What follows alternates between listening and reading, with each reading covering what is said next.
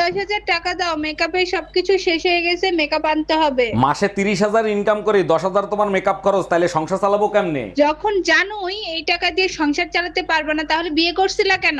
তুমিও তো জানো মেকআপ করলে তুমি কোনোদিন ফর্সা হইতে পারবে না, তাইলে মেকআপ করো কেন? এই রুম্পা, কি হয়েছে তোমার? মন খারাপ কেন?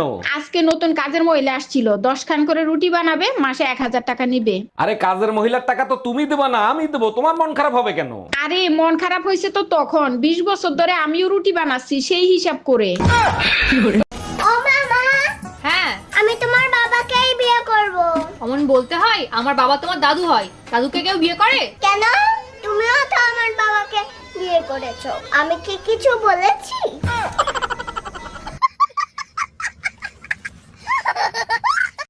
আরে বল কর বল কর বল কর। আরে রতন কি করতেছিস? ও তুই আবার ঘষাঘষি করতেছিস, স্পিনার বল করবি? কি আমার বর এটা? আমি তো ভালো করেই জানি, 2 ঘন্টার আগে আমি তাই আউট করতে পারি না, আর তুই তো কোনার কার কিডা কাজ কর। Bye bye, tata, good bye, Gaya. আমি তোমাকে খুব ভালোবাসি, তুমি আমাকে বিয়ে করবে? আমি কিন্তু অনেক গরিব, আমার সাথে থাকতে পারবে তো? হ্যাঁ আমি থাকতে পারবো। আমার জীবনে যদি সমস্যা আসে তাও থাকতে পারবে? হ্যাঁ বাবা আমি থাকতে পারবো। যদি অনেক বড় সমস্যা আসে তাও থাকতে পারবে? আমি বললাম তো আমি থাকতে পারবো। আমার সাথে ঝগড়া না করে থাকতে পারবে তো?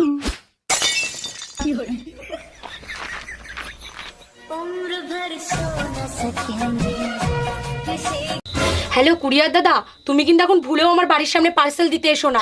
তুমি ঠিক 1 ঘন্টা পরে আমার বাড়ির সামনে আসো। আরে আমার বর বাড়ির সামনে ডান্ডা নিয়ে দাঁড়িয়ে আছে, আমাকে তো ডান্ডাতে ঠান্ডা করবেই, সাথে তোমাকেও করবে।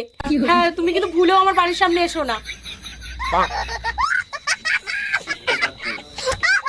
আরে ও দাদা, আপনার লুঙ্গির পেছনটা তো ছেঁড়া, জয় বাংলা দেখা যাচ্ছে, লুঙ্গিটা সামনের দিকে একটু ঘুরিয়ে পড়ুন। আচ্ছা দাদা, আপনাকে একটা কথা বলবো? হ্যাঁ বলেন। লুঙ্গির পেছন ছিঁড়া জয় বাংলা দেখা যাচ্ছে, সে তো আমি মারলাম। হ্যাঁ ঠিক আছে, এবার পেছন ছিঁড়া লুঙ্গি সামনের দিকে ঘুরিয়ে পড়লে তোমার সোনার বাংলা দেখা যাবে।